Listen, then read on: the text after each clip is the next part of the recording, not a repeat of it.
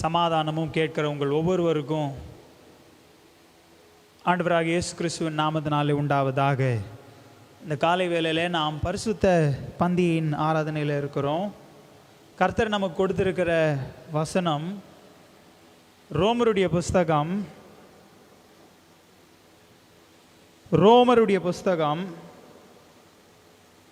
20ஆம் அதிகாரத்திலிருந்து 3ஆம் அதிகாரம் 20வது வசனத்திலிருந்து வாசிப்போம். ரோமருடைய புஸ்தகம் 3ஆம் அதிகாரம்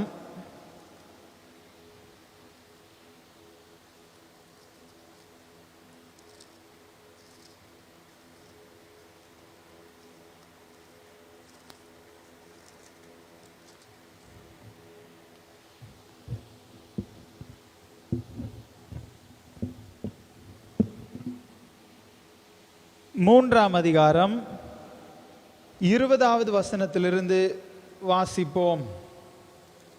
இப்படி இருக்க 3ஆம் அதிகாரம் 21வது வசனத்திலிருந்து வாசிப்போம்.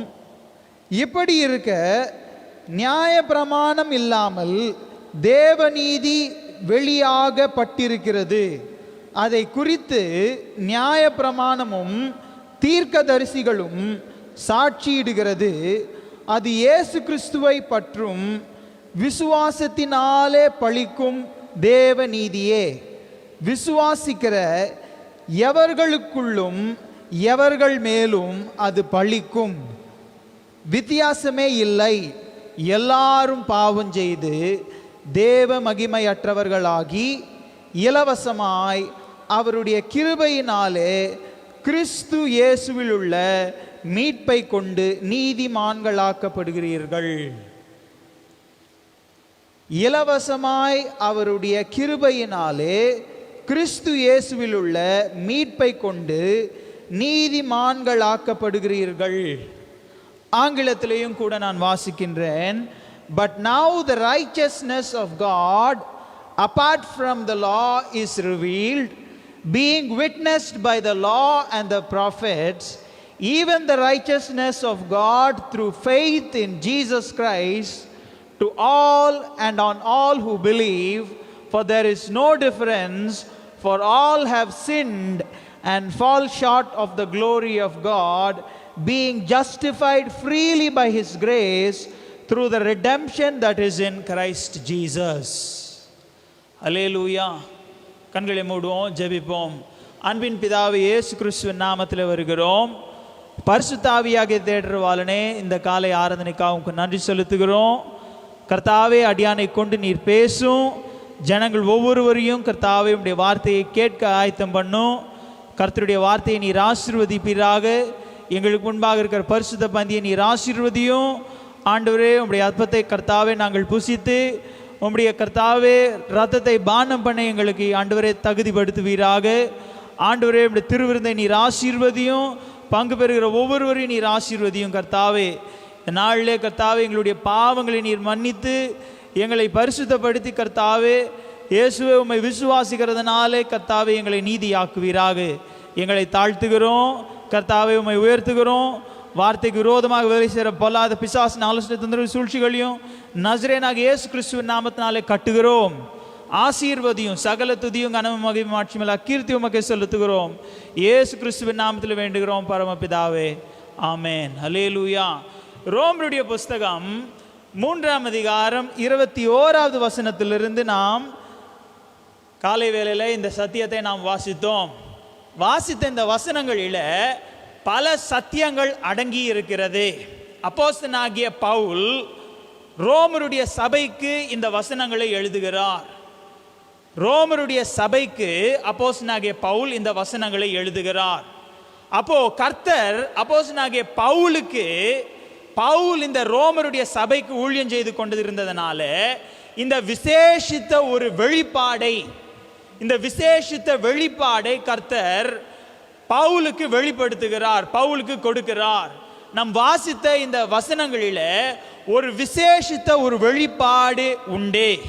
There is a special revelation in the verses that we have read in the scripture today this morning. ஒரு விசேஷித்த வெளிப்பாடு வாசித்த இந்த வசனங்களிலே உண்டு. அப்போஸ்தலனாகிய பவுல் புறஜாதிகள் ஆகிய இந்த ரோமர்களுக்கு, புறஜாதிகளுடைய சபைக்கு அங்கே ஊழியம் செய்து கொண்டிருக்கிறார். Paul is ministering to the church of the Gentiles. இந்த காலை வேளையில நாமும் கூட புறஜாதிகளுடைய சபையாக கர்த்தருக்கு முன்பாக நாம் இருக்கின்றோம். அப்ப இந்த புறஜாதிகளுடைய சபைக்கு அப்போஸ்தலனாகிய பவுல் எழுதுகிறது என்னவென்றால், கர்த்தருடைய ஆவியானவர் கர்த்தருடைய ஆவினாலே ஏவப்பட்டு இந்த வசனங்களை இங்கே இந்த ரோமருடைய சபைக்கு இங்கே எழுதுகிறார். இப்படி இருக்க நியாயப்பிரமாணம் இல்லாமல் தேவநீதி வெளியாக்கப்பட்டிருக்கிறது. அதை குறித்து நியாயப்பிரமாணமும் தீர்க்கதரிசிகளும் சாட்சியிடுகிறது. இப்போ அப்போஸ்தலனாகிய பவுல் இங்கே சொல்லுகிறது என்னவென்றால், நியாயப்பிரமாணம் இல்லாமல் தேவநீதி வெளியாகப்பட்டிருக்கிறது என்பதுதான் இங்கே கர்த்தர் அப்போஸ்தலனாகிய பவுலுக்கு வெளிப்படுத்துகிற ஒரு காரியம். பழைய ஏற்பாடை நாம் வாசிக்கும் பொழுது மோசேயினுடைய நியாய பிரமாணத்தை கை கொள்ளுகிறதுனால ஜனங்கள் நீதியாக்கப்பட்டார்கள். நம்ம எல்லாருக்கும் தெரியும், மோசேயினுடைய நியாய பிரமாணத்தில் கர்த்தர் 600க்கு மேற்பட்ட கட்டளைகளை ஜனங்களுக்கு கொடுத்தார். அந்த 600க்கு மேற்பட்ட கட்டளைகளில் பல கடினமான கட்டளைகள் அவர்களுக்கு இருந்தது. பல வெளிப்பிரகாரமான சுத்திகரிப்பினால, கைகளை கழுவுகிறதுனால, சரீரத்தை அவர்கள் ஒரு நாளில் 3 விசை அல்லது 2 விசை கழுவுறதுனால ஜனங்கள் பரிசுத்தப்பட்டார்கள். பிறகு அவர்கள் சில நியாயப்பிரமாணத்தில் சில காரியங்களை செய்கிறதுனால, சில சடங்குகளையும் நியாயப்பிரமாணத்தில் இருந்த சில கிரியைகளை செய்கிறதுனால அவர்கள் நீதியாக்கப்பட்டார்கள். நாமும் கூட இந்த வசனத்தை வாசித்திருக்கிறோம். கர்த்தர் மோசேக்கும் யோசுவாவுக்கும் சொன்னார், இன்றைக்கு உங்களை பரிசுத்தப்படுத்துங்கள், நாளைக்கு உங்கள் மத்தியில் கர்த்தர் அற்புதங்களை செய்வார். அப்போ மோசேக்கு கர்த்தர் சொன்ன பொழுது யாத்திராகமம் 19ஆம் அதிகாரத்தில் ஜனங்களை இன்றைக்கு நீ பரிசுத்தப்படுத்து, அவர்கள் அணிந்திருக்கிற வஸ்திரங்களையும் உடைகளை நீ பரிசுத்தப்படுத்த வேண்டும், அவர்கள் கழுவி அதை பரிசுத்தப்படுத்த வேண்டும் என்று கர்த்தர் மோசேக்கு அங்கே கட்டளையிடுகிறார் ஜனங்களுக்கு சொல்லும்படியாக. அப்போ நியாய பிரமாணத்தில் நீதியாக்கப்படுவது, நாம் எல்லாரும் கூட இந்த காலை வேளையில நீதியாக்கப்பட வாஞ்சிக்கின்றோம், நீதிமான்கள் ஆக்கப்பட வாஞ்சிக்கின்றோம். அப்போ நியாய பிரமாணத்தில் பழைய ஏற்பாடுல ஜனங்கள் எப்படி நீதியாக்கப்பட்டார்கள் என்றால், அவர்கள் மோசேயினுடைய நியாய பிரமாணத்தை கை கொள்ளுகிறதுனால, அந்த நியாய பிரமாணத்தை அவர்கள் கை கொள்ளுகிறதுனால ஒவ்வொருவரும் நீதிமான்கள் ஆக்கப்பட்டார்கள், நீதிமான்கள் ஆக்கப்பட வேண்டும். அல்லது அப்போ அந்த நியாய பிரமாணத்தை கை கொள்ளுகிறதுனால ஒவ்வொருவரும் நீதிமான்கள் ஆக்கப்படுவார்கள் என்பதுதான் அங்க இருந்த அவர்களுக்கு ஒரு பிரமாணம். இயேசு கிறிஸ்து வெளிப்பட்டதுக்கு பிறகு அப்போஸ்தலனாகிய பவுலுக்கு ஆண்டவர் இந்த வெளிப்பாடை கொடுக்கிறார். என்னவென்றால், நியாய பிரமாணம் இல்லாமல் விசுவாசத்தினாலே நாம் எல்லாரும் நீதிமான்கள் ஆக்கப்படுகிறோம். நியாய பிரமாணம் இல்லாமல் விசுவாசத்தினாலே நாம் எல்லாரும் நீதிமான்கள் ஆக்கப்படுகிறோம். அதுதான் ஆங்கிலத்தில் ரொம்ப தெளிவா இருக்குது. But now the righteousness of God without the law is manifested, apart from the law is revealed. அப்ப நியாய பிரமாணம் இல்லாமல் தேவநீதி வெளியாக்கப்பட்டிருக்கிறது. அப்ப நியாய பிரமாணம் இல்லாமல் என்றால் இந்த நியாய பிரமாணத்தை கை கொள்வது ரொம்ப கடினம். அந்த நியாய பிரமாணத்தில் இருந்த கட்டளைகள் ஜனங்களுக்கு ஒரு பாரத்தை போல இருந்தது. 600 கட்டளைகளை கை கொள்ளணும் அப்படின்னா நினைத்து பாருங்க. ஏதாவது ஒரு கட்டளையை மிஸ் பண்ணிட்டோம் அப்படின்னா கூட நாம சுத்திகரிக்கப்பட முடியாது, நீதியாக்கப்பட முடியாது. அப்போ அவ்வளவு கட்டளைகளை நாம கை கொள்ள வேண்டும் என்றால் அந்த கட்டளைகளுடைய அந்த நியாய பிரமாணத்தினுடைய பாரத்தினால நாம் ஒவ்வொருவரும் நொறுக்கப்படுவோம். The weight of the law will crush us. அதுபோலதான் ஆண்டவர் ஜனங்களுடைய எல்லாருடைய பாவத்தை ஏற்றுக்கொண்டு நியாய பிரமாணத்தை கை கொண்டதுனால அவர் சிலுவையிலே பலியானார். எல்லா கட்டளைகளையும் ஏற்று எல்லா கட்டளைகளையும் அவர் கை கொண்டு he was the perfect Jew or he was the perfect man who followed all the commandments. எல்லா கட்டளைகளை கை கொண்டு சிலுவையிலே ஜனங்களுடைய பாவங்களுக்காக பலியானார். ஆனால் பவுலுக்கு கருத்து சொல்கிற காரியம் இங்கே என்னவென்றால், நியாய பிரமாணம் இல்லாமல் தேவநீதி வெளியாக்கப்பட்டிருக்கிறது. அதை குறித்து நியாய பிரமாணமும் தீர்க்கதரிசிகளும் சாட்சியிடுகிறது. நியாய பிரமாணமும் தீர்க்கதரிசியும் மோசே அங்கே நியாய பிரமாணத்தில் சொல்லுகிற காரியம் என்னவென்றால், கர்த்தர் உங்களுக்கு என்னை போல ஒரு தீர்க்கதரிசியை எழுப்புவார். இப்போ யாரை குறித்து மோசே பேசி கொண்டிருந்தார்? ஆண்டவராகிய இயேசு கிறிஸ்துவை குறித்து. ஆபகுக் தீர்க்கதரிசி புஸ்தகத்தை வாசிக்கும் பொழுது அந்த தீர்க்கதரிசியினுடைய காலத்தில் நியாய பிரமாணம் பயனில்லாமல் போயிற்று. ஏன் பாஸ்டர் நியாய பிரமாணம் பயனில்லாமல் போயிற்று அப்படின்னா, ஜனங்கள் எல்லாரும் சர்வசாதாரணமாய் நியாய பிரமாணத்தை மீற தொடங்கினார்கள். அப்ப ஜனங்கள் எல்லாரும் நியாய பிரமாணத்தை மீறினதுனால கட்டளைகளை ஒருவரும் கை கொள்ளவில்லை. ஆபகுக் தீர்க்கதரிசி புஸ்தகத்தை நீங்கள் வாசித்தீர்களானால் இந்த சம்பவத்தை அங்கே பார்க்கலாம், இந்த காரியத்தை நீங்க அங்கே வாசிக்கலாம். அப்படி ஆபகுக் தீர்க்கதரிசி கர்த்தரிடத்தில் ஜெபிக்கிற ஜெபம் என்னவென்றால், கர்த்தாவே நியாய பிரமாணத்தை ஒருவனும் கை கொள்ளவில்லை, இந்த நேரத்தில் நாங்கள் என்ன செய்ய வேண்டும் என்று சொல்லும் பொழுது, அப்பொழுதுதான் கர்த்தர் ஆபகுக் தீர்க்கதரிசிக்கு ஒரு விசேஷித்த இன்னொரு வெளிப்பாடை கொடுக்கிறார். நீதிமான் விசுவாசத்தினாலே பிழைப்பான். அப்போ கட்டளையை அவன் கை கொள்ள முடியல அப்படின்னாலும், நியாய பிரமாணத்தை அவன் மீறினாலும், நீதிமான் எப்படி பிழைப்பான்? விசுவாசத்தினாலே அவன் பிழைப்பான்.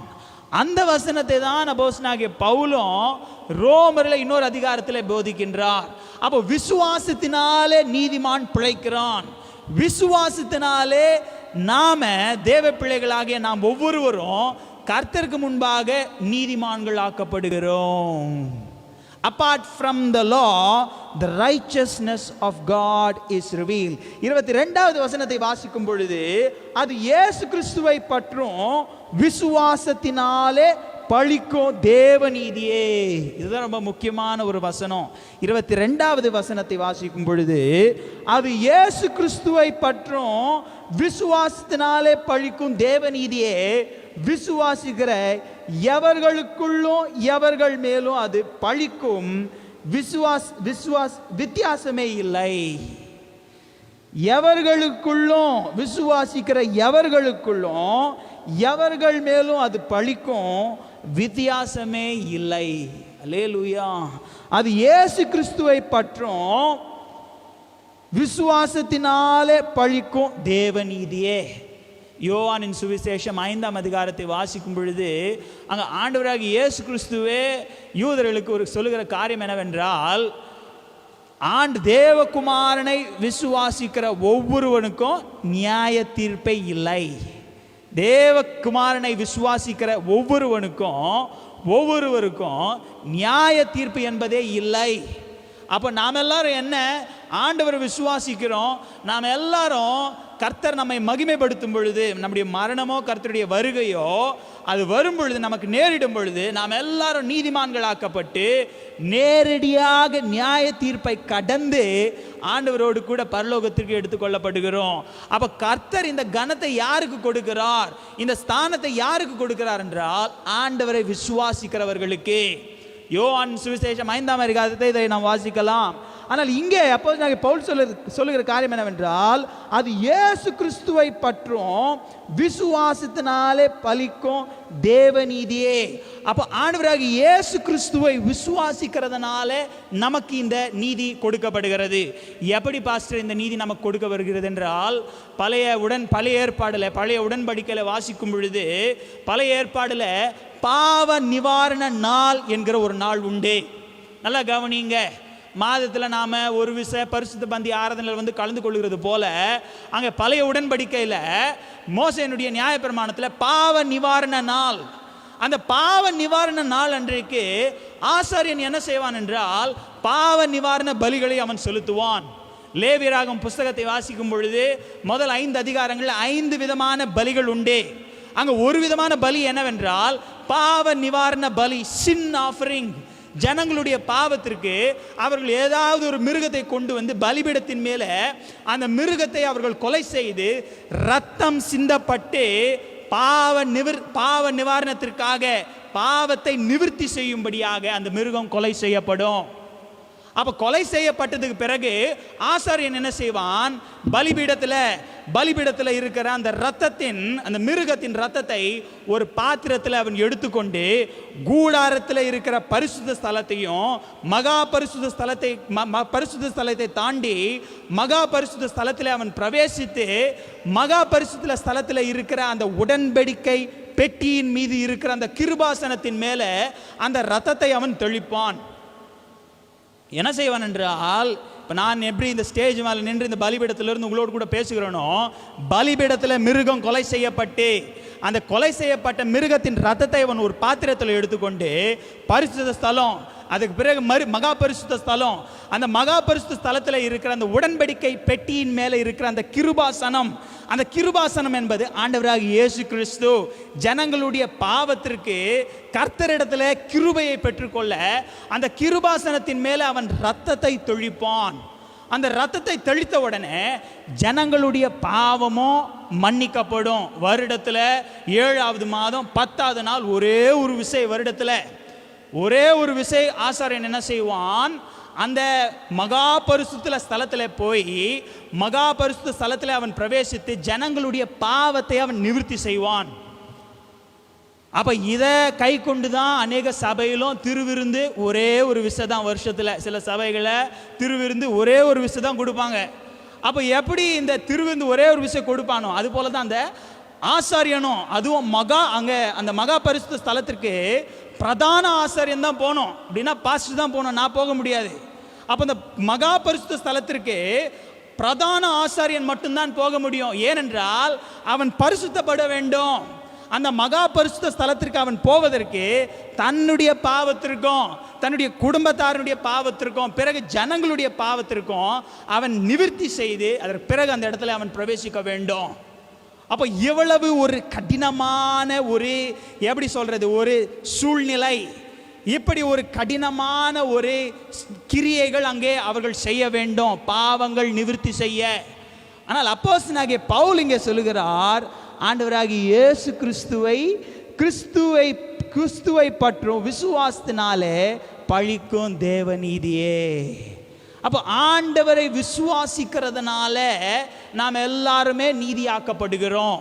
அப்போ அங்கே ஜனங்கள் எப்படி, ஆசாரியன் தன்னுடைய பாவங்களுக்கு முதலாவது, பிறகு தன்னுடைய வீட்டாருடைய பாவங்களுக்கு, பிறகு ஜனங்களுடைய பாவங்களுக்கு அவன் பலி செலுத்தி அந்த ரத்தத்தை எடுத்து கொண்டு போய் மகா பரிசுத்த ஸ்தலத்தில் அவன் பாவத்தை நிவர்த்தி செய்ய வேண்டும். இவ்வளவு ஒரு கடினமான ஒரு வேலை அது. அது பிறகு அந்த பாவ நிவாரண நாள் அன்றைக்கு காலையிலிருந்து மாலை வரைக்கும் ஜனங்கள் எல்லாரும் பாவத்தை அறிக்கை செய்து, ஆண்டவரே எங்களை மன்னியும் என்று அவர்கள் தங்களுடைய பாவங்களை அறிக்கை செய்து அவர்களை பரிசுத்தப்படுத்திக் கொள்ள வேண்டும். ஆனால் நமக்கு புதிய ஏற்பாடில் ஆண்டவர் நமக்கு வெளிப்படுத்தின காரியம் என்னவென்றால், ஆண்டவரை நாம் விசுவாசிக்கிறதுனாலே, உங்கள் இருதயத்தில் அவரை நீங்கள் நம்பி விசுவாசிக்கிறதுனால அவர் உங்களுக்கு உங்களுடைய பாவங்களுக்கு சிலுவையில் அவர் பலியாகி, தேவகுமாரன் உங்களுடைய பாவங்களுக்கு சிலுவையில் பலியாகி அவர் ரத்தம் சிந்தினார் என்பதை விசுவாசிக்கிறதுனால நாம் ஒவ்வொருவரும் பரிசுத்தமாக்கப்படுகிறோம், கர்த்தருக்கு முன்பாக நீதியாக்கப்படுகிறோம். அல்லேலூயா. கலாத்தியருடைய புஸ்தகம் 3ஆம் அதிகாரம் 11வது வசனத்தை வாசிக்கும் பொழுது அங்கே நாம் வாசிக்கின்றோம் 3:11. கலாத்தியர் 3:11 வாசிக்கும் பொழுது 3:11 வாசிக்கும் பொழுது கலாத்தியரின் புஸ்தகம் 3:11 வாசிக்கும் பொழுது அப்போஸ்தலனாகிய பவுல் சொல்லுகிறார், நியாய பிரமாணத்தினாலே ஒருவனும் தேவனிடத்தில் நீதிமான் ஆகிறதில்லை என்பது வெளியரங்கமாய் இருக்கிறது. ஏனெனில் விசுவாசத்தினாலே நீதிமான் பிழைப்பான் என்று எழுதியிருக்கிறது. நீதிமான் விசுவாசத்தினாலே பிழைப்பான் என்று எழுதியிருக்கிறது. நியாய பிரமாணத்தினாலே ஒருவனும் தேவனிடத்தில் நீதிமானாகிறதில்லை என்பது வெளியரங்கமாயிருக்கிறது. but that no man is justified by the law in the sight of God, it is evident. அப்போ அந்த 600 கட்டளைகளை ஒருவனும் கை கொண்டு ஒரு மனுஷன் அங்கே நீதிமானாக்கப்படவில்லை, ஆண்டவராக இயேசு கிறிஸ்துவை தவிர. அப்போ எல்லாரும் அங்கே ஏதோ ஒரு இடத்துல ஏதோ ஒரு கட்டளையை மீறி அவர்கள் பாவம் செய்கிறார்கள். அப்போ அந்த பழைய ஏற்பாடுல எப்படி என்னவென்றால், அவர்கள் நியாயப்பிரமாணத்தை கை கொள்ளுகிறதுனால அவர்கள் நீதிமான்களாக்கப்பட வேண்டும். ஆனால் அதனுடைய ரிசல்ட் என்ன? ஒரு மனுஷனாலேயும் நீதிமானாக்கப்பட முடியவில்லை. அதான் வாசித்தோம், அங்கே நியாயப்பிரமாணத்தினாலே ஒருவனும் தேவனிடத்தில் நீதிமான் ஆகிறதில்லை என்பது வெளியரங்கமாய் இருக்கிறது. ஆனால் கடைசி அந்த 2வது பகுதியை வாசிக்கும் பொழுது, ஏனெனில் விசுவாசத்தினாலே நீதிமான் பிழைப்பான் என்று எழுதியிருக்கிறது. அப்ப ஆண்டவரை நாம விசுவாசிக்கிறதுனால நாம நீதியாக்கப்படுகிறோம். விசுவாசிக்கிறதுனால நாம நீதியாக்கப்படுகிறோம், நீதிமான் ஆக்கப்படுகிறோம். எப்படி நீதிமான் ஆக்கப்படுகிறோம்? ஆண்டவர் இயேசு கிறிஸ்துவை விசுவாசிக்கிறதுனால எப்படி நீதிமான் ஆக்கப்படுகிறோம் என்றால், நாம் அந்த பழைய ஏற்பாடில் நியாயப்பிரமாணத்தில் ஆசாரியன், பிரதான ஆசாரியன் வருடத்தில் ஒரு விசை அந்த மகா பரிசுத்த ஸ்தலத்தில் பாவ நிவாரண நாள் அன்றைக்கு பிரவேசித்து அங்கே அந்த கிருபாசனத்தின் மேலே ரத்தத்தை அவன் தெளித்து பாவத்தை நிவர்த்தி செய்கிறானோ, அதுபோல ஆண்டவராகிய இயேசு கிறிஸ்து பரலோகத்தில் இருக்கிற அந்த மகா பரிசுத்த ஸ்தலத்தில் அவர் பிரவேசித்து சர்வலோகத்தின் பாவங்களை அவர் நிவர்த்தி செய்தார். சர்வலோகத்தின் பாவங்களை அவர் நிவர்த்தி செய்தார். பூலோகத்தில் எப்படி அந்த கூடாரம் இருந்ததோ அது போல பரலோகத்திலேயும் ஒரு கூடாரம் இருந்தது. அந்த பரலோகத்தில் இருந்த கூடாரத்தில் இருந்த மகா பரிசுத்த ஸ்தலத்தில் ஆண்டவராகிய இயேசு கிறிஸ்து தேவகுமாரன் பிரவேசித்து, பாவமே செய்யாத இவர் பிரவேசித்து சர்வலோகத்தின் பாவங்களுக்கு அவர் பாவ நிவாரண பலியை அவர் செலுத்தி, பவுல் எபிரேயருடைய புஸ்தகம் the book of Hebrews chapter 9, எபிரேயருடைய புஸ்தகம் 9ஆம் அதிகாரம் 24வது வசனத்தை தமிழில் எடுத்தவங்க வேகமாக வாசிக்கலாம். நான் ஆங்கிலத்தில் எடுக்கிறேன், தமிழில் எடுத்தவங்க வேகமாக வாசிக்கலாம்.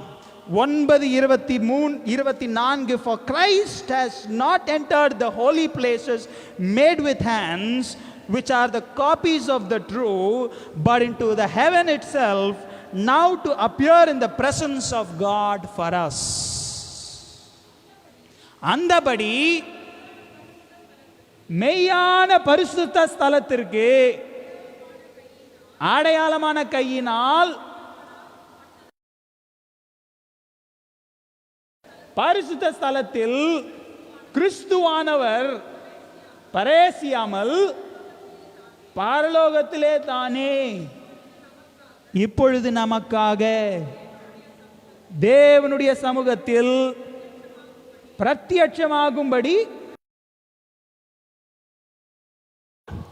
அப்போ அங்கே அந்த பரலோகத்தில் இருக்கிற மகா பரிசுத்த ஸ்தலத்தில் இவர் பிரவேசித்ததுனால, அப்போ அங்கே பிரவேசிக்கும் பொழுது அந்த மகா பரிசுத்த ஸ்தலத்துக்கு அவன் ஆண்டவராக இயேசு கிறிஸ்து பிரவேசிக்கும் பொழுது இங்கே நியாயப்பிரமாணத்தில் வாசிக்கின்றோம், அந்த பிரதான ஆசாரியன் அந்த மகா பரிசுத்த ஸ்தலம் எப்படின்னா, இப்போ நீங்கள்லாம் உட்கார்ந்துருக்கிற இடம் தான் பரிசுத்த ஸ்தலம். இந்த ஸ்டேஜ் பலிபீடம் நாங்கள் இருக்கிற இடம் தான் மகா பரிசுத்த ஸ்தலம். இந்த மகா பரிசுத்த ஸ்தலத்துக்கு வெறும் பிரதான ஆசாரியன் தான் வரணும். இந்த இடத்துக்கு ஆண்டவரே வந்திருக்கிறார். ஆசாரியன் வரும் பொழுது அவன் ரத்தத்தோடு கூட தான் வர வேண்டும். அந்த பாவ நிவாரண பலியினுடைய ரத்தத்தோடு கூட தான் வர வேண்டும். அப்ப ஆண்டவர் என்ன பலியினுடைய ரத்தத்தோடு கூட வந்தார் என்று வாசிக்கும் பொழுது எபிரேயர் 10:11 வாசிப்போம். எபிரேயரின் புத்தகம் 10:11 அதிகாரம் 10ஆம் அதிகாரம் 11வது வசனத்தை வாசிப்போம். வாசியுங்கள் வேகமாய். அன்றியும் நாடோறும் ஆராதனை செய்கிறவனாயும் பாவங்களை ஒரு நாளும் நிவர்த்தி செய்யக்கூடாத ஒரே வித பலிகளை அநேக தரம் செலுத்துகிறவனாயும் நிற்பான். அப்படின்னா என்ன? அப்ப ஜனங்களுடைய பாவங்களுக்காக அநேகந்தரம் ஆசாரியன் என்ன செய்ய வேண்டும்? அவன் பலிகளை செலுத்த வேண்டும். வருடத்தில் ஒரு விசை தான் அந்த பாவ நிவாரண நாள் என்றால், ஜனங்கள் எல்லாம் 6 லட்சம் பேர் இருந்தார்கள். மினிமம் 6 லட்சம் பேர் இருந்தார்கள் என்றால் அப்போ எவ்வளவு ஜனங்களுடைய பாவங்களுக்கு அவன் எத்தனை விசை அவன் அந்த பாவங்களுக்கு அவன் பலிகளை செலுத்த வேண்டும். அடுத்த வசனத்தை வாசிப்போம், 12வது வசனம். இவரோ பாவங்களுக்காக ஒரே பலியை செலுத்தி என்றென்றைக்கும் தேவனுடைய வலது பார்சத்தில் உட்கார்ந்து, இந்த வசனம் தான் ரொம்ப முக்கியம். இவரோ பாவங்களுக்காக ஒரே பலியை செலுத்தி, அந்த ஒரே பலி என்ன? அவர் தன்னையே சிலுவையில் பலியாக நமக்கு கொடுத்தார். தன்னுடைய ஜீவனையே நமக்கு சிலுவையில் பலியாக கொடுத்து அவர் ரத்தம் சிந்தினார். அதனால தான் ரோமருடைய புஸ்தகம் 12ஆம் அதிகாரத்தில் பவுல் சொல்லுகிறார், நம்மை ஜீவ பலியாக ஒப்பு கொடுப்பதே புத்தியுள்ள ஆராதனை. உன்னுடைய ஜீவனை, உன்னுடைய வாழ்க்கையை கர்த்தருக்கு நீ அர்ப்பணிப்பதே புத்தியுள்ள ஆராதனை. உன்னுடைய life, giving your life to the Lord is the ultimate sacrifice, is the ultimate sacrifice. Christ paid that ultimate sacrifice. Abraham sacrificed what he loved. ஆபிரகாமை கர்த்தர் பலியிடும்படியாக கட்டளையிட்ட பொழுது அவன் நேசித்ததை அவன் பலியிட வேண்டியதாக இருந்தது. ஆனால் ஆண்டவராகிய இயேசு கிறிஸ்துவோ தன்னுடைய ஜீவனையே அவர் பலியாக கொடுத்தார். அதனால தான் சொன்னார், பிதாவின் சித்தத்தை செய்வதே அனுதின போஜனமாயிருக்கிறது. ஒரே பலியை செலுத்தி என்றென்றைக்கும் தேவனுடைய வலது பார்சத்தில் உட்கார்ந்து. 14வது வசனத்தை இப்பொழுது வாசிப்போம். ஏனெனில் பரிசுத்தமாக்கப்படுகிறவர்களை ஒரே பலியினாலே இவர் என்றென்றைக்கும் பூரணப்படுத்தியிருக்கிறார். இதான் ரொம்ப முக்கியம். இந்த பிரதான ஆசாரியன் ஒவ்வொரு வருஷமும் பலி செலுத்தணும். ஒவ்வொரு வருஷமும் ஜனங்களுடைய பாவத்திற்காக பலி செலுத்தணும். அப்போ ஒரு மனுஷன் 60 வயசு வாழ்கிறான் அப்படின்னா 60 வருஷம் அவன் பலி செலுத்தணும். 60 விஷயம் ஒரு மனுஷனுக்கு அவன் பலி செலுத்தணும். ஆனால் இவரோ ஒரே பலியினாலே இவர் என்றென்றைக்கும், நிகழ்காலத்தில் செய்த எல்லா பாவம், இன்றைய காலத்தில் செய்கிற எல்லா பாவம், எதிர்காலத்தில் செய்ய போகிற எல்லா பாவங்களுக்கும் ஒரே பலியினாலே இவர் என்றென்றைக்கும் பூரணப்படுத்தியிருக்கிறார். Means made us perfect. That's what the Bible says in the 14th verse. For by one offering he has perfected forever those who are being sanctified. Perfected forever them that are sanctified, the Bible says. ஒரே பலியினாலே எப்படி ஒரே பலியினாலே நம்மை என்றென்றைக்கும் பரிசுத்தப்படுத்தினார் என்றால், யோவான் 8 சொல்லுகிறது, ஆண்டவராகிய இயேசு கிறிஸ்து சொல்லுகிறார், என்னில் பாவம் உண்டென்று யார் என்னை குற்றப்படுத்த கூடும்? பாவமே செய்யாத இந்த தேவ ஆட்டுக்குட்டியானவர், இந்த தேவ குமாரன் நமக்கு சிலுவையில் பலியானதுனாலே ஒரே பலியினாலே என்றென்றைக்கும். அதனால தான் ஆராதனை நேரத்தில் நாம் எல்லாரும் சேர்ந்து அறிக்கை செய்தோம், என்ன? சகல பாவங்களையும் நீக்கி, சகல பாவங்களையும், நல்லா கவனிங்க, இந்த ஒரு வகையான பாவங்கள் மட்டும்தான், இந்த பாவங்கள் எல்லாம் கர்த்தர் மன்னிக்க மாட்டாருன்னு இல்லை, எல்லா பாவங்களையும். காலை வேளையில் கர்த்தர் நமக்கு கொடுக்கிற சத்தியம் என்னவென்றால் எல்லா பாவங்களையும். அதனால தான் தாவீது 51ஆம் அதிகாரத்தில் சொல்லுகிறார், உம்முடைய கிருபையின் நிமித்தம், உம்முடைய மிகுந்த இரக்கங்களின்படி என் அக்கிரமங்கள் நீங்க என்னை கழுவி சுத்திகரியும். அப்ப நம்முடைய தேவன் எப்படிப்பட்டவராயிருக்கிறார்? கிருபையுள்ளவராயிருக்கிறார், மிகுந்த இரக்கம் உள்ளவராயிருக்கிறார், பாவங்களை மன்னிக்கிறவராயிருக்கிறார். அவரே நம்முடைய பாவங்களுக்காக தன்னுடைய ஜீவனை கொடுத்து இரத்தத்தை சிந்தினார். அதனால தான் நாம் அதை அறிக்கை செய்கிறோம், எல்லா பாவங்களையும் நீக்கி நம்மை சுத்திகரிக்கும். அப்ப அந்த வசனத்தை விசுவாசிக்கிறதுனால என்ன நடக்கிறது? நமக்குள்ள சுத்திகரிப்பே. முதலாவது நீதிமானாக்கப்படுகிறோம், அதற்கு பிறகு சுத்திகரித்து பரிசுத்தமும் ஆக்கப்படுகிறோம். அல்லேலூயா. பழைய நியாயப்பிரமாணத்தில், பழைய ஏற்பாடுல ஜனங்கள் இத்தனை கட்டளைகளை பிரமாணத்தில் கை கொள்றதுனால அவர்கள் நீதிமான்களாக்கப்பட்டார்கள். அப்போ ஒருத்தர் இன்னொருத்தரை பார்த்து, நான் இத்தனை கட்டளைகளை கை கொண்டேன், அதனால் நான் பரிசுத்தவான், நீ இந்த கட்டளைகளை கை கொள்ளல, ஆனால் நீ பரிசுத்தவான் இல்லை, நீ நீதிமானாக்கப்படலை. ஆனால் புதிய ஏற்பாடுல விசுவாசித்தால் நீ போதும், நீ பரிசுத்தவான் ஆக்கப்படுகிறாய். நீ எப்படி பாஸ்டர் ஆண்டவரை விசுவாசிக்கிறதுனால நான் நீதிமானாக்கப்படுகிறேன் அப்படின்னா, ஆண்டவர் உனக்காக கொடுத்தார், அவருடைய ரத்தத்தை உனக்காக சிந்தினார். அல்லேலூயா. எப்படி பரிசுத்தமாக்கப்படுகிறோம்?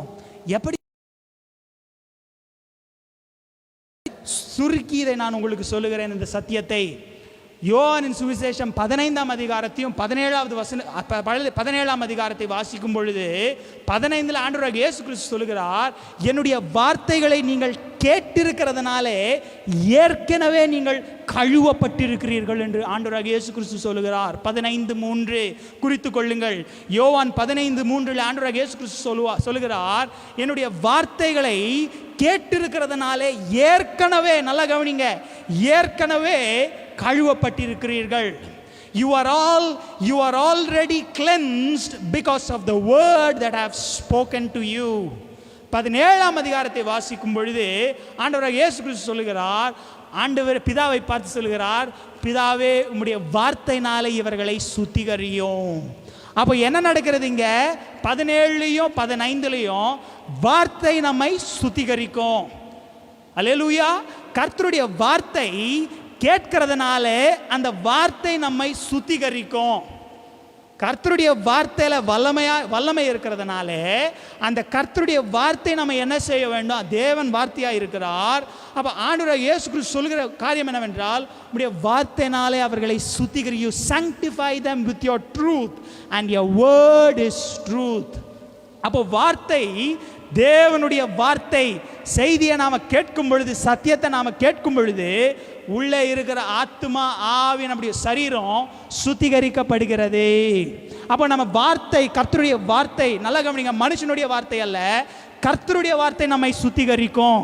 இரண்டாவது காரியம், 2 தெசலோனிக்கேயர் 2ஆம் அதிகாரத்தை வாசிக்கும் பொழுது அப்போஸ்தலனாகிய பவுல் சொல்லுகிறார், ஆவி நம்மை சுத்திகரிக்கும், வார்த்தை நம்மை கழுவும். யோவான் 15 அப்புறம் 17ஆம் அதிகாரத்தில் வாசிக்கும் பொழுது வார்த்தை நம்மை கழுவும். The word cleanses. 2 Thessalonians 2nd chapter, the Spirit sanctifies. ஆவியானவர் நம்மை சுத்திகரிப்பார். அப்ப பரிசுத்த ஆவி ஏன் கொடுக்கப்படுகிறார் அப்படின்னா, பரிசுத்த ஆவியானவர் நமக்கு ஏன் கொடுக்கப்படுகிறார் அப்படின்னா, பாவத்தில் இருக்கிற நம்மை சுத்திகரிக்கும்படியாக இந்த பரிசுத்த ஆவியானவர் கொடுக்கப்படுகிறார். எல்லாம் கவனிங்க, பரிசுத்தமாய் உள்ளவர்களுக்கு இந்த பரிசுத்த ஆவியானவர் கொடுக்கப்பட மாட்டார். பரிசுத்த ஆவியை பெற்றுக்கொள்ள கிரைட்டீரியா பரிசுத்தம் அப்படின்னா ஒரு மனுஷனும் பரிசுத்த ஆவியை பெற்றுக்கொள்ள முடியாது. பரிசுத்த ஆவியை யார் பெற்றுக்கொள்ளுகிறார்? பாவிகளாகிய நாம் தான். அதான் கலாத்தியர் 3ல் பவுல் சொல்லுகிறார் கலாத்தியருடைய சபைக்கு, விசுவாசத்தினாலே, கிரியைகள்னாலே அல்ல, விசுவாசத்தினாலே நீங்கள் பரிசுத்த ஆவியானவரை பெற்றுக்கொள்கிறீர்கள். அப்போ பரிசுத்த ஆவி உன்னை என்ன செய்யும்? பரிசுத்த ஆவியினுடைய முதலாவது வேலை என்ன செய்யும் அப்படின்னா, என்ன செய்வார் அப்படின்னா, உன்னையும் என்னையும் பரிசுத்தப்படுத்துவார். அவருடைய முதலாவது வேலை என்னவென்றால், உன்னையும் என்னையும் கர்த்தருக்கு முன்பாக பரிசுத்தப்படுத்துவதே. அதனால தான் அவர் பரிசுத்த ஆவியானவர். அப்போ வார்த்தை நம்மை கழுவும். The word cleanses, the spirit sanctifies. வார்த்தை நம்மை கழுவும், ஆவி நம்மை சுத்திகரிக்கும். பரிசுத்த ஆவியா நம்மை சுத்திகரிப்பா. அதான் பாடுறோம், send the mighty power, the Pentecost, sanctifying power என்று பாடுகிறோம். அப்ப சுத்திகரிக்கிறவராய் இருக்கிறார். அப்ப பரிசுத்த ஆவியை நம்மை சுத்திகரிக்கும். சில 2-3 வாரங்களுக்கு முன்பாக ஒரு மாலை ஆராதனையில கர்த்தருடைய வார்த்தையை நான் கொடுத்தேன். இப்படியாக வார்த்தை நம்மை கழுவும், ஆவி நம்மை சுத்திகரிக்கும். அப்போ இந்த காலை வேளையில் நம்ம ஆண்டவராகிய இயேசு கிறிஸ்துவை விசுவாசிக்கிறதுனால நீதிமான்கள் ஆக்கப்படுகிறோம். வார்த்தை நம்மை கழுவும், ஆவி நம்மை சுத்திகரிக்கும். அல்லேலூயா, அல்லேலூயா. ரோமர் 8:13 வேகமாய் வாசிப்போம். எப்படி இந்த ஆவியானவர் நம்மை சுத்திகரிப்பார், எப்படி நம் இந்த ஆவியானவர் நம்மை சுத்திகரித்து பரிசுத்தப்படுத்துவார் என்பதை வாசிப்போம். 8:13 ரோமருடைய புஸ்தகம் 8:13 அப்போஸ்தலனாகிய பவுல் சொல்லுகிறார், மாமிசத்தின்படி பிழைத்தால் சாவீர்கள், ஆவியினாலே சரீரத்தின் செய்கைகளை அழித்தால். அவர்கள் ஒரு விஷயம் வாசிங்க. For if you live after the flesh, you shall die.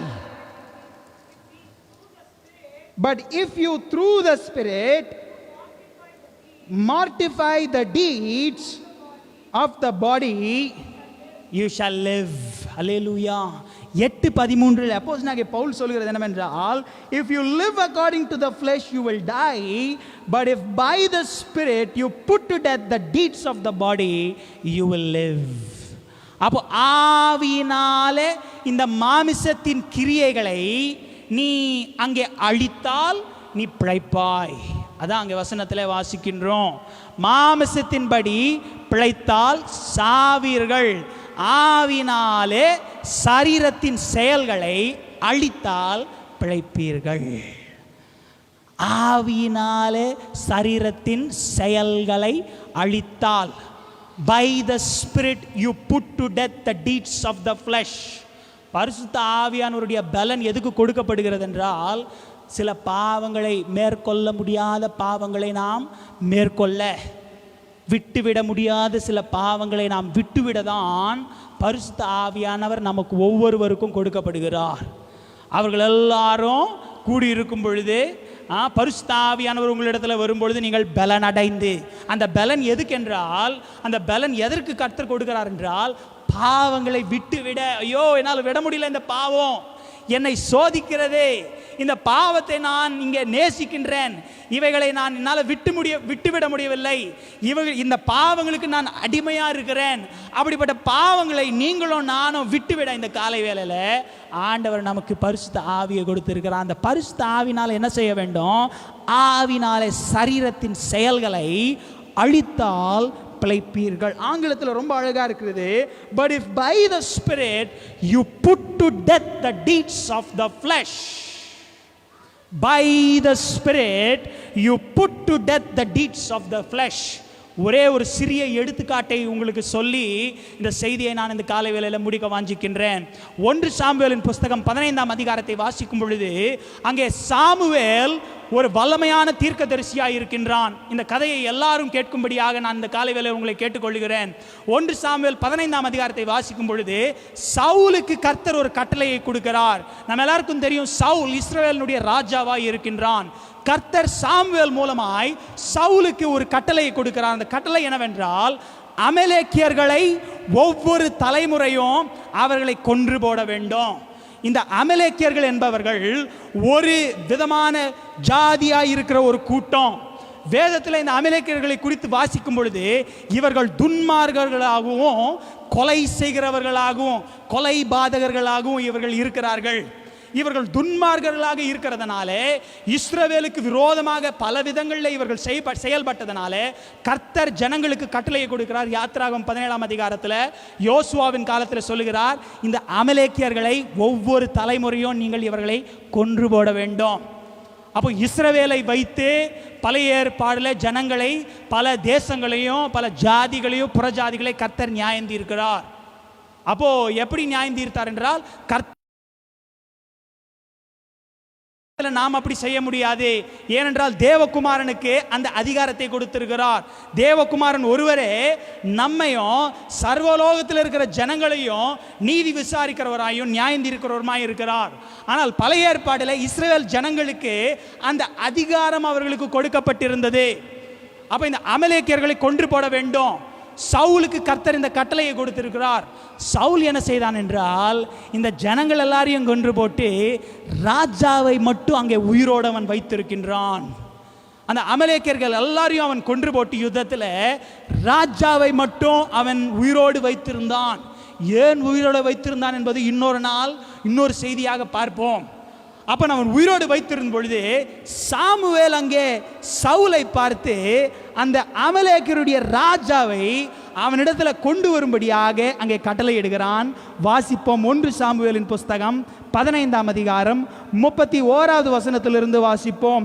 1 Samuel புஸ்தகம் 15ஆம் அதிகாரம் 31வது வசனத்திலிருந்து வாசிக்கும் பொழுது, அப்பொழுது சாமுவேல் திரும்பி சவுலுக்கு பின் சென்றான். சவுல் கர்த்தரை பணிந்து கொண்டான். 32வது வசனம், பின்பு சாமுவேல் அமலேக்கின் ராஜாவாகிய ஆகாகை என்னிடத்தில் கொண்டு வாருங்கள் என்றான். ஆகாக் சந்தோஷமாய் அவனிடத்தில் வந்து, மரணத்தின் கசப்பு அற்று போனது நிச்சயம் என்றான். 33வது வசனம், சாமுவேல் உன் பட்டயம் ஸ்திரீகளை பிள்ளையற்றவர்கள் ஆக்கினது போல ஸ்திரீகளுக்குள்ளே உன் தாயும் பிள்ளையற்றவள் ஆவாள் என்று சொல்லி கில்காலிலே கர்த்தருக்கு முன்பாக ஆகாகை துண்டித்து போட்டான். கர்த்தருக்கு முன்பாக கில்காலிலே சாமுவேல் ஆகாகை துண்டித்து போட்டான். லாக்டவுனில் இருக்கும் பொழுது ஒவ்வொரு நாளும் மாடி மேலே போய் வீட்டில் வேறு எந்த ரிக்ரியேஷனல் என்டர்டெயின்மெண்ட் இல்லைன்னு ஜிம் செய்வேன், ஒர்க் அவுட் பண்ணுவேன். அந்த ஒர்க் அவுட் செய்யும் பொழுது ஒவ்வொரு நாளும் ஒவ்வொரு விதமான செய்தியை கேட்பேன். அப்போ எனக்கு ரொம்ப ஒரு பிரியமான ஒரு கர்த்தருடைய ஊழியக்காரன், 80 வயது இருப்பார், அவர் ஒரு ஆங்கில செய்தியை ஒன்று கொடுத்தார். அந்த செய்தியினுடைய தலைப்பு என்னவென்றால் ஹேக்கிங் அகாக் டு பீசஸ். ஆங்கிலத்தில் வாசிக்கும் பொழுது Samuel hewed Agag in pieces, NKJV-ல, and Samuel hacked Agag to pieces. Samuel ஆகாகை துண்டித்து போட்டான். அந்த செய்தியினுடைய தலைப்பு என்னவென்றால் சாமுவேல் ஆகாகை துண்டித்து போட்டான். அப்போ அங்கே 2 பகுதிகளாக அந்த செய்தி இருந்தது. அப்போ இந்த கதை மூலமாக கர்த்தர் நமக்கு சொல்லுகிற காரியம் என்னவென்றால், பட்டயத்தை எடுத்து ஜனங்களை, சத்துருக்களை நாம் துண்டித்து போட வேண்டும் என்பது அங்கே கருத்து அல்ல. ஜனங்களை நாம் துண்டித்து போடக்கூடாது. சத்துருக்களை நேசிக்க வேண்டும், சபிக்கிறவர்களை ஆசீர்வதிக்க வேண்டும், துன்புறுத்துறவர்களுக்காக ஜெபிக்க வேண்டும். ஆனால் கர்த்தர் இங்கே சொல்லுகிற கருத்து என்னவென்றால், இந்த அமலேக்கியனை, இந்த துன்மார்கனும் கொலைபாதகனும் ஆகிய ஸ்திரீகளுடைய பிள்ளைகளை கொலை செய்த இந்த அகாகை சாமுவேலிடத்தில் கர்த்தர் ஒரு கட்டளையை கொடுக்கிறார், இவனை கொன்று போட வேண்டும். சவுல் அவனை கொன்று போடாமல் விட்டதனால சாமுவேல் கர்த்தருக்கு முன்பாக கில்காலிலே ஆகாகை துண்டித்து போட்டான். அப்போ அது போல தான் நம்முடைய வாழ்க்கையிலையும், நம்முடைய வாழ்க்கையில் நமக்குள்ளே இருக்கிற அகாகை போல இருக்கிற குணங்களையும் துர்குணங்களையும் இந்த மாமிசத்தின் குணங்களையும் நாம் கொன்று போட வேண்டும். அதான் ரோமர் 8:13 வாசித்தோம். ஆவியினாலே மாமிசத்தின் சரீரத்தின் செயல்களை அழித்தால் பிழைப்பீர்கள். மாமிசத்தின் செயல்களை அழித்தால், எப்படி அழித்தால்? ஆவியினாலே. சாமுவேல் என்ன செய்தான்? துண்டித்து போட்டான் அகாகை. எப்படி துண்டித்து போட்டான்? பட்டயத்தினாலே. பட்டயம் என்ன? நமக்கு ஆவியின் பட்டயம் என்ன? கர்த்தருடைய வார்த்தை. எபேசியர் 4 ஆவியின் பட்டயமாகியது. ஆவியின் பட்டயமாகியது என்னவென்றால் கர்த்தருடைய வார்த்தையா இருக்கிறது.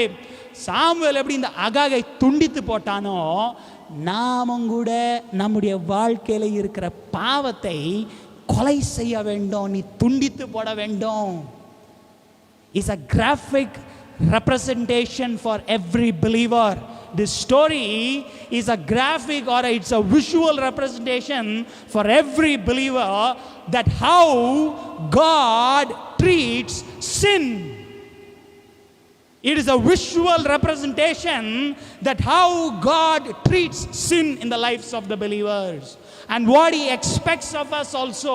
கர்த்தர் விசுவாசிகளுடைய வாழ்க்கையில என்ன வாஞ்சிக்கிறார் என்றால், நீ பாவத்தை, மாமிசத்தின் கிரியைகளை, உனக்குள்ளே இருக்கிற பாவத்தையும் துர்குணங்களை ஆவியினாலே, பட்டயத்தினாலே, கர்த்தருடைய வார்த்தையினாலே அதை நீ கொன்று போட வேண்டும், துண்டித்து போட வேண்டும். அல்லேலூயா. நமக்குள்ளேயும் கூட அந்த ஆகாகை எப்படி சவுல் அவனை கொன்று போடாமல் சுற்றி திரிய அனுமதித்தானோ, அது போல தான் நமக்குள்ளேயும் கூட சில துர்குணங்களை சுற்றி திரியும்படியாக நாம் அனுமதித்திருக்கிறோம். அந்த அகாகுகளை பிடித்து இந்த காலை வேளையில், இந்த பரிசுத்த பந்தி ஆராதனையில், பரிசுத்த பந்தியில் நாம் கலந்து கொள்வதற்கு முன்பாக பாவங்கள் எல்லாவற்றையும் அறிக்கை செய்து கர்த்தருடைய வார்த்தை நம்மை கழுவும், ஆவி நம்மை சுத்திகரிக்கும். அவைகள் எல்லாவற்றையும் நாம் கொன்று போட வேண்டும். Killing the sin in your life is very important for the believer. Killing the sin, mortifying the deeds of the flesh. NKJV says the word mortifying means killing, putting to death. Pudding to death. அப்போ அவைகளை அழித்தால் பிழைப்பீர்கள். அல்லேலூயா. அப்போ நாமும் கூட நமக்குள்ளே இருக்கிற பாவங்களை நாம் அறிக்கை செய்து அவைகளை விட்டு விடுகிறவனோ இரக்கம் பெறுவான். அப்போ பரிசுத்த பந்தியை எடுத்துக்கொள்றதுக்கு முன்னாடி, ஸ்தோத்திரத்தோடு எடுத்துக்கொள்றதுக்கு முன்னாடி பாவங்களை அறிக்கை செய்து அவைகளை நாம் இந்த காலை வேளையில் கர்த்தருடைய சமூகத்தில் அவைகளை நாம் ஆவியின் பட்டயம் என்பது என்ன? கர்த்தருடைய வார்த்தை. யோவான் 15 அப்புறம் 17ஆம் அதிகாரத்தில் வாசித்தோம். வார்த்தை நம்ம என்ன செய்யும்? நம்மை கழுவும். The word cleanses. வார்த்தையை கேட்க கேட்க கேட்க கேட்க கேட்க என்ன செய்யும்? நம்மை கழுவும். ஆவி நம்ம என்ன செய்யும்? 2 தெசலோனிக்கர் 2ஆம் அதிகாரம் நம்மை சுத்திகரிக்கும். 3 விதமான சோதனைகள் தான் விசுவாசிக்கு. 3 விதமான சோதனைகள். ஆண்டவராகிய இயேசு கிறிஸ்து கூட மத்தேயு 4 லூக்கா 4 3 விதமான சோதனைகள். முதலாவது என்னவென்றால் மாமிசத்தின் இச்சைகள். மாமிசத்தின் இச்சைகள் நம்ம எல்லாருக்கும் தெரியும். கலாத்தியர் 5:19 மாமிசத்தின் இச்சைகள் வெளியரங்கமாக இருக்கின்றன. இட் இஸ் எவிடென்ட் அப்படின்னா எல்லாருக்குமே தெரியும் பாவனா என்னன்னு. யாரும் சொல்ல முடியாது, பாஸ்டர் எனக்கு பாவனா என்னன்னு தெரியாதுன்னு சொல்ல முடியாது. அதான் வசனமே சொல்லுகிறது, மாமிசத்தின் இச்சைகள் வெளியரங்கமாக இருக்கின்றன. It is evident. ரெண்டாவது சோதனை என்னவென்றால் உலகத்தின் இச்சைகள். உலகத்தின் இச்சைகள். அவர்களை போல தான் நாம் இருக்கணும். உலகத்தின் இச்சைகள், அந்த உலகத்தின் மனப்பான்மை, உலகத்தின் சிந்தனை. ஜனங்கள் எகிப்தையே நினச்சி கொண்டு இருந்தாங்க. கர்த்தர் கானானுக்கு கொண்டு வந்தாலும் பின்னாடியே எகிப்திய எவ்வளவு அதிசயங்களை அற்புதங்களை பார்த்தாலும் அந்த இச்சைகளை விட்டு அவர்களால் விடுபட முடியவில்லை. ஏனென்றால் ஆவியினாலே அவர்கள் பாவத்தை கொலை செய்யவில்லை. அப்போ இரண்டாவது சோதனை என்னவென்றால் உலகத்தின் இச்சைகள். மூன்றாவது என்னவென்றால் ஜீவனத்தின் பெருமை. ஏறத்தாழ 99% எல்லாரும் இந்த மூன்றாவது பாத்தில் விழுந்துருவாங்க. என்னது? ஜீவனத்தின் பெருமை. நான் இப்படி, நான் ரொம்ப கெத்து, நான் ரொம்ப மேலப்பா, நான் உயர்ந்தவன், நீ அங்க நான் இங்க. மூன்றாவது ஜீவனத்தின் பெருமை. பெருமையில தான் என்ன விழுந்தான்? பிசாசு மேல இருந்து கீழே அவன் தள்ளப்பட்டான். அப்ப இந்த 3 சோதனைகளை நாம் மேற்கொள்ள முடியுமானால் எப்படி முடியும்? வார்த்தை நம்மை கழுவும், ஆவி நம்மை சுத்திகரிக்கும்.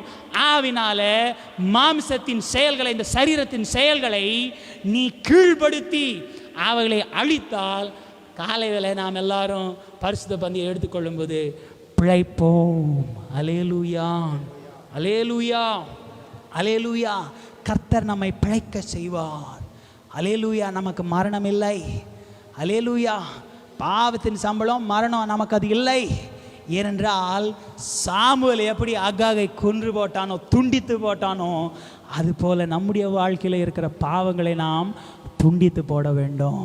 துண்டித்து போட்டு இந்த காலை வேளையில் கர்த்தருடைய சமூகத்தில் எல்லா பாவங்களையும் அறிக்கை செய்து, துணிகரமாய் செய்த எல்லா பாவங்களையும் விட்டுவிட வேண்டிய எல்லா பாவங்களையும் அறிக்கை செய்து கர்த்தருடைய பரிசுத்த பந்தியில் நாம் கலந்து கொள்வோம். கண்களை மூடுவோம். அல்லேலூயா.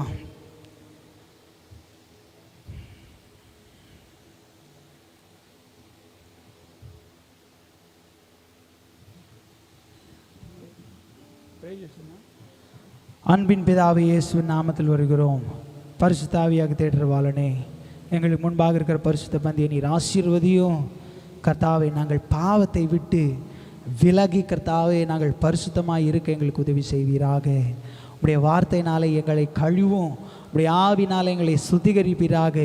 உம்மை விசுவாசிக்கிறதுனாலே கர்த்தாவே எங்களை நீதிமான்கள் ஆக்குவீராக. நீதிமான் இயேசு கிறிஸ்துவை விசுவாசிக்கிறதுனாலே பிழைப்பான். கர்த்தாவே, நாங்களும் பாவத்தை விட்டு விலகி ஓட எங்களுக்கு உதவி செய்வீராக. பாவத்தை நாங்கள் துண்டித்து போட எங்களுக்கு உதவி செய்யும். காலை வேளையில் கேட்கிற சத்தியத்தை கேட்கிற ஜனங்கள் ஒவ்வொருவரையும் நீர் ஆசீர்வதியும். பரிசுத்த பந்தியில் பங்கு பெறுகிற ஒவ்வொருவரையும் நீர் ஆசீர்வதியும். எங்களை பலப்படுத்தும், கிருபையினாலே சூழ்ந்து கொள்ளும். சகல துதியும் கனமுகை மாட்சியுள்ள கீர்த்தி உமக்கு செலுத்துகிறோம். இயேசு நாமத்தில் வேண்டுகிறோம் பரமபிதாவே, ஆமென்.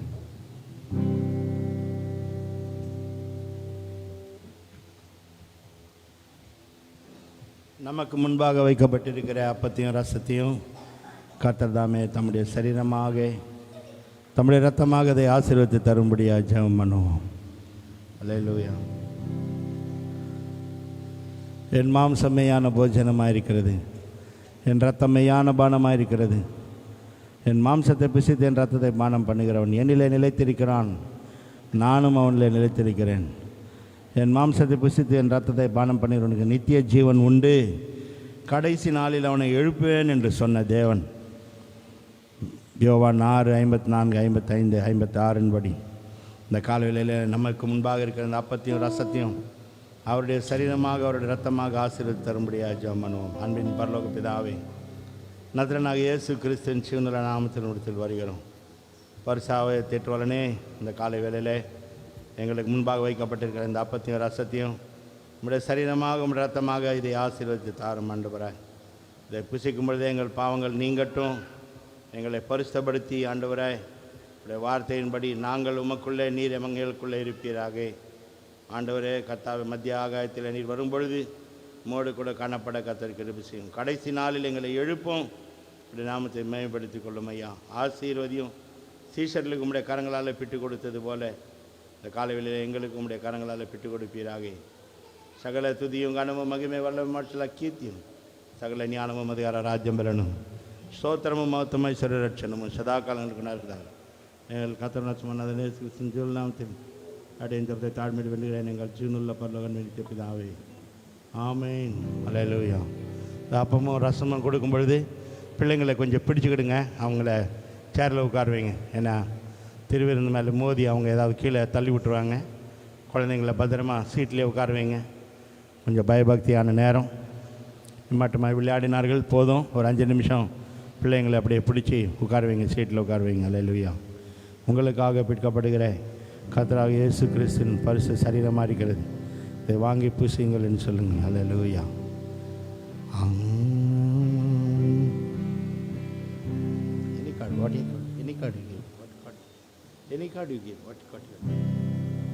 ஆழமாம் பிரதிஷ்டை செய்து கொண்டு தோழராம் இயேசுவை சார்ந்து கொண்டு பாழான லோகத்தை தள்ளிவிட்டு வாழவே செல்கின்றேன் மோட்ச வீட்டில். பிரதிஷ்டையை யான் புதுப்பிக்கின்றேன், கிறிஸ்தேசுவில் தினம் ஜீவிக்காவே. பிரதிஷ்டையே நாழாம் சிலுவைதானே, இயேசுவை பின் செல்லுவே. இலோக இன்பங்கள் ஒன்றும் வேண்டாம், மேலோக இன்பமே என் வாஞ்சையாம். இலோகில் என் காலம் பறந்திடுதே, மேலோகில் பொன்காலம் வாழ்ந்திடவே. பிரதிஷ்டையை யான் புதுப்பிக்கின்றேன், கிறிஸ்தேசுவில் தினம் ஜீவிக்காவே. பிரதிஷ்டையை நாழாம் சிலுவைதானே, இயேசுவை பின் செல்லுவே. கொள்ளேனே பொறாமையான் ஒருவர் மேலும் இருப்பேன், என் வாயை தான் மூடிக்கொண்டு ஜீவிப்பேன் எப்போதும் யோகியனாக. ஆவியில் கபடங்கள் சற்றும் இன்றி கொள்ளேனே பொறாமையான் ஒருவர் மேலும் நிறைப்பேன் என் உள்ளத்தை அன்பினாலே. விரும்புவேன் பிறர் வாழ்வை சந்தோஷமாய், இயேசு என் நேசரின் மகிமைக்காக. பிரதிஷ்டையை யான் புதுப்பிக்கின்றேன், கிறிஸ்தேசுவில் தினம் ஜீவிக்காவே. பிரதிஷ்டையே நாழாம் சிலுவைதானே, இயேசுவை பின் செல்லுவே. எப்போதும் முறையீடன் ஒன்றை கொண்டும் இருப்பேன், என் வாயை தான் மூடிக்கொண்டே ஜீவிப்பேன் எப்போதும் யோகியனாக. ஆவியில் கபடங்கள் சற்றும் இன்றி பிரதிஷ்டையை நான் புதுப்பிக்கின்றேன். கிறிஸ்தேசுவில் தினம் ஜீவிக்காவே பிரதிஷ்டையின் நாளாம் சிலுவைதானே. இயேசுவை பின் செல்லுவே,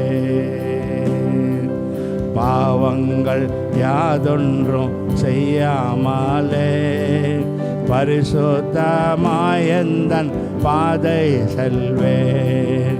கரைகள் என் ஆத்மாவில் ஒட்டவிடேன், குறைகளை ஒழித்தேகி முன்னால் செல்வேன்.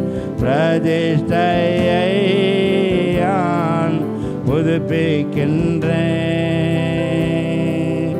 கிறிஸ்தேசுவில் தினம் ஜீவிக்காவே பிரதிஷ்டையின் நாளாம் சிலுவைதானே.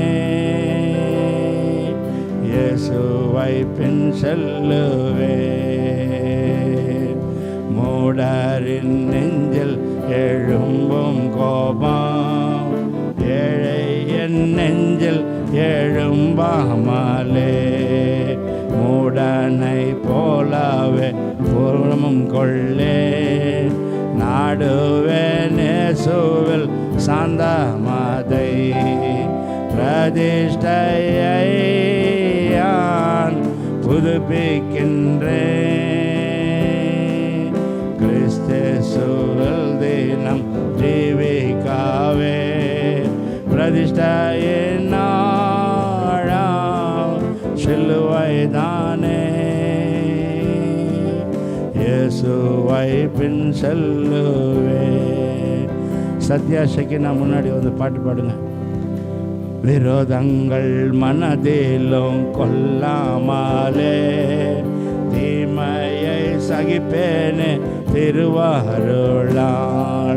சகோதரர் என்னதான் செய்திட்டாலும் உள்ளத்தில் அவர்களை நேசிக்கவே பிரதிஷ்டையை நான் புதுப்பிக்கின்றேன். கிறிஸ்தேசுவில் தினம் ஜீவிக்காவே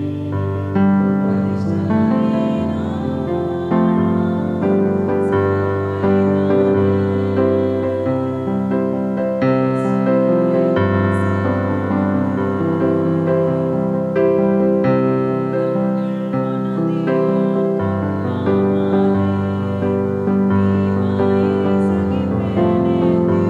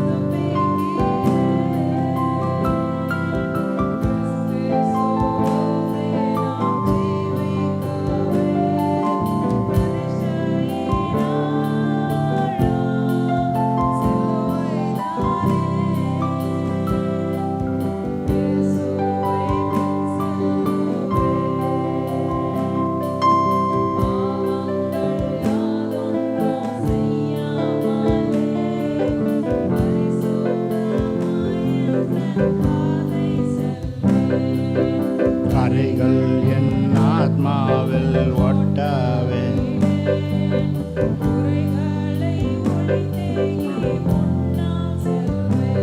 ஓ பிரதிஷ்டையான் புதுப்பிக்கின்ற கிறிஸ்துவல் தின தேவிகாவே பிரதிஷ்டையாம்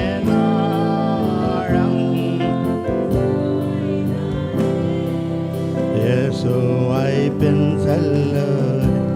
ஆயத்தமாய் வந்தவர்களிலே யாருக்காகிலும் அப்பமாகிலும் ரசமாகிலும் வராமல் இருப்பானால் நீங்கள் இருக்கிற ஸ்தலத்தில் கரங்களை உயர்த்தினால் உங்களுக்கு கொடுக்கப்படும்.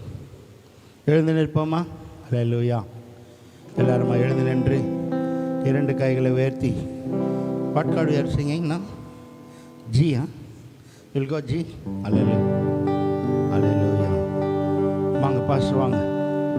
அல்ல எல்லாரும் 2 கைகளை உயர்த்தி ஆராதனைக்காக பரிசுத்த பந்திக்காக பிதாவாகிய தேவனை ஸ்தோத்திரம் பண்ணுவோம். சோத்திரன் சோத்திரன் சோத்திரன் சோத்திரன் சோத்திரன்.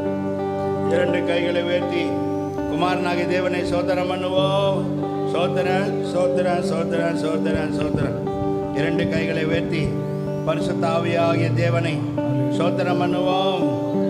சோத்திரன் சோத்திரன் சோத்திரன் சோத்திரன் சோத்திரன் சோத்திரன். அல்லேலூயா அல்லேலூயா அல்லேலூயா அல்லேலூயா அல்லேலூயா அல்லேலூயா அல்லேலூயா அல்லேலூயா. கரங்களை தட்டி கர்த்தரை மகிமைப்படுத்துவோம். ஜெபக்கலாம். லகா பலகா பல நஹல கட்டா லகா தனதர லகா பலகா தனதர லகா தன நகோ தனதர கட்டா தர லகா தனதர லகா. நீதிமான் பாடி மகிழ்கின்றான், நானும் சேர்ந்து பாடிடுவேன். நீதிமான் பாடி மகிழ்கின்றான், நானும் சேர்ந்து பாடிடுவேன். நீதிமானின் கூடாரத்தில் கம்பீர சத்தம் உண்டு. நீதிமானின் கூடாரத்தில் ரட்சிப்பின் சத்தம் உண்டு. நீதிமானின் கூடாரத்தில் கம்பீர சத்தம் உண்டு. நீதிமானின் கூடாரத்தில் ரட்சிப்பின் சத்தம் உண்டு. நீதிமான் பாடி மகிழ்கின்றார், நானும் சேர்ந்து பாடிடுவேன். நீதிமான் பாடி மகிழ்கின்றார், நானும் சேர்ந்து பாடிடுவேன். நீதிமானின் வாசஸ்தலம் ஆசீர்வாதமே. நீதிமானின் சிரசின் மேல் போகையிலோ வருகையிலோ ஆசீர்வாதமே. பட்டணத்திலோ வெளியிலுமே ஆசீர்வாதமே. நீதிமான் பாடி மகிழ்கின்றார், நானும் சேர்ந்து பாடிடுவேன். நீதிமான் பாடி மகிழ்கின்றார், நானும் சேர்ந்து பாடிடுவேன். நீதிமானின் கூடாரத்தில் கம்பீர சத்தம் உண்டு. நீதிமானின் கூடாரத்தில் கம்பீர சத்தம் உண்டு. நீதிமானின் கூடாரத்தில் ரட்சிப்பின் சத்தம் உண்டு. நீதிமானின் கூடாரத்தில் கம்பீர சத்தம் உண்டு. நீதிமான் பாடி மகிழ்கின்றார், நானும் சேர்ந்து பாடிடுவேன். நீதிமான் பாடி மகிழ்கின்றார், நானும் சேர்ந்து பாடிடுவேன். கரங்களை தட்டி கர்த்தரை மகிமைப்படுத்துவோம். ஹல்லேலூயா. All glory to you, all glory to you, all glory to you, Lord Jesus. Hallelujah. எங்கள் அன்பின் பரலோக பிதாவே, நசரேயனாகிய இயேசு கிறிஸ்துவின் ஜீவனுள்ள நாமத்தில் உம்மிடத்தில் வருகிறோம். பரிசுத்த ஆவியாக தேற்றுவலனே, இந்த ஆசீர்வதிக்கப்பட்ட காலை தொழுகைக்காக நன்றி. பரிசுத்த பந்தியின் ஆராதனைக்காக ஸ்தோத்திரம். இந்த மாதத்திலே வாக்குத்தத்தம் பண்ணினீரே, இந்த அதிசயங்களை நாண்டிலே நீ எகிப்திலிருந்து புறப்பட்ட நாளிலே நடந்தது போலவே உன்னை அதிசயங்களை காண பண்ணுவேன் என்று ஆண்டவரே, ஆகாகை துண்டித்து போட்டது போல எங்கள் பாவங்களை நாங்கள் ஆண்டவரே தேவரீர் துண்டித்து போட கர்த்தர் கிருபை செய்து எங்கள் வாழ்க்கையில் அதிசயங்களை காண இரக்கம் பாராட்டுவீராக, கிருபை செய்வீராக. ஒவ்வொரு குடும்பத்திற்கு தேவையான அதிசயங்களை செய்தரலாம் ஆண்டவரே. நம்முடைய பிள்ளைகளுக்கு தேவரீர் மாப்பிள்ளை அமைவது ஆனாலும், கர்த்தாவே மனைவி அமைவதானாலும், கர்த்தாவே தேவரீர் பிள்ளைகள் பிறப்பதானாலும், வீடு கட்டுகிற காரியங்களானாலும், கடன்கள் நீங்குவதானாலும், வியாபாரம் தொழில்களானாலும், வேலையில் முன்னேற்றமானாலும், கர்த்தாவே தேவரீர் இயேசுவே நல்ல ஆரோக்கியம் சுகம் பலனானாலும், கர்த்தாவே விசாலமான சொந்த வீடானாலும், எந்த ஒரு காரியமானாலும் ஆண்டவரே உம்முடைய பிள்ளைகளுடைய காரியங்களை நீர் வாய்க்கச் செய்யும் ஐயா. கர்த்தாவே தேவரீர் இயேசுவே, இந்த நாளிலே நீர் உம்முடைய பிள்ளைகளுக்கு அதிசயங்களை செய்யும்படியாக செபிக்கிறேன். எல்லாவற்றிற்கும் மேலாக மத்திய ஆகாயத்தில் நீர் வரும்பொழுது நாங்கள் உம்மோடு கூட காணப்பட கர்த்தர் கிருபை செய்யும். ஒருவரும் தப்பி போகல் ஆகாது. கர்த்தாவே எல்லாவற்றுக்கும் மேலாக இந்த வைரஸை இந்த உலகத்தை விட்டு, தேசத்தை விட்டு, பட்டணங்களை விட்டு, எங்கள் பட்டணத்தை விட்டு நீக்கி போட்டு ஆண்டவரே நாங்கள் தொடர்ந்து உம்மை தொழுது கொள்ள அதிசயங்களை செய்வீராக, தடைகளை நீக்குவீராக, நீரை மகிமைப்படுவீராக. நம்முடைய ஜனங்களை ஆசீர்வதியும், அதிசயங்களை செய்யும் ஆண்டவரே. சகல துதியும் கனமும் மகிமை வல்லமும் மற்றலா கீர்த்தியும் சகல ஞானமும் அதிகார ராஜ்யம் பெறணும். சோத்திரமும் மௌத்தம் ஐஸ்வர்ய ரட்சணமும் சதா காலங்களுக்கு கொண்டாடுப்பதாக எங்கள் கர்த்தரும் ரட்சகருமாக நசரேயனாகிய இயேசு கிறிஸ்துவின் ஜீவனுள்ள நாமத்தில் அடியேன் ஜெபத்தை தாழ்மையோடு வேண்டுகிறேன். எங்கள் ஜீவனுள்ள பரலோக அன்பின் நித்திய பிதாவே. சத்தமாய் சொல்லுவோம் ஆமேன். சேர்ந்து சொல்லுவோம், என் ஆத்மாவே கர்த்தரை சோத்தரி, முழுவதுமே ஒரு பரிசுநாமத்தை சோத்தரி. என் ஆத்மாவே கர்த்தரை சோத்தரி, கர்த்தர் செய்த சகல உபகாரங்களை மறவாதே. ஆமேன். நம்முடைய கர்த்தராகிய இயேசு கிறிஸ்துவின் கிருபையும் பிதாவாகிய தேவனுடைய அன்பும் பரிசுத்தாவின் ஐக்கியமும் நம் ஒவ்வொருவரோடும் உலகத்தின் சகல பரிசுத்தவான்களோடும் கர்த்தருடைய வருகை பரிந்தும் இருப்பதாக. Amen. May the grace of our Lord Jesus Christ, the love of the Father and the sweet fellowship of the Holy Spirit be with us and all now and forever until Jesus comes. Amen. Hallelujah. Hallelujah. Hallelujah. Allah shakala raha bala kata dara bala nakata. உந்தன் அன்பே போதும், அது எல்லை இல்லையே. உந்தன் நேசம் போதும், அது ஈடு இல்லையே. உந்தன் அன்பே போதும், அது எல்லை இல்லையே. உந்தன் நேசம் போதும், அது ஈடு இல்லையே. வானத்தின் கீழே இந்த பூமியின் மேலே, வானத்தின் கீழே இந்த பூமியின் மேலே வேறொரு நாமம் இணை இல்லையே. என் இயேசு ராஜா, வேறொரு நாமம் சமம் இல்லையே. என் காதலனே, வேறொரு நாமம் இணை இல்லையே. அல்லேலூயா. அல்லேலூயா. கர்த்தர் உங்களை ஆசீர்வதிப்பார், உங்களோடு இருப்பார். ஒருத்தர் வாழ்த்தல் பண்ணிக்கொள்ளுங்கள். ஊழியக்காரர் உங்களுக்காக ஜெபிப்பார். பரிசுத்த பந்தி வேண்டும், வீட்டுக்கு கொண்டு போகணும்னு சொல்வர்கள் நீங்கள் வாங்கி கொள்ளுங்கள். அடுத்த வாரம் நமக்கு இங்கே ஆராதனை இருக்காது என்று அரசாங்கம் ஒரு தடை கொண்டு வந்திருக்கிறது. 2 வாரங்களுக்கு இல்லை என்று சொல்லி நாம் ஜெபிக்கிறோம். அதை உறுதிப்படுத்தும்படியாய் பாஸ்டர் உங்களுக்கு நம்முடைய சர்ச் குரூப்பில் அதை உங்களுக்கு உறுதிப்படுத்துவார்.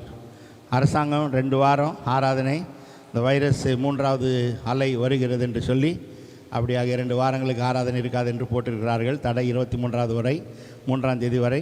நாம் ஜெபிப்போம், ஜெபித்து கொண்டிருக்கிறோம். கர்த்தர் தடைகளை உடைப்பார். அல்லேலூயா. அல்லேலூயா. கர்த்தர் உங்களை ஆசீர்வதிப்பார்.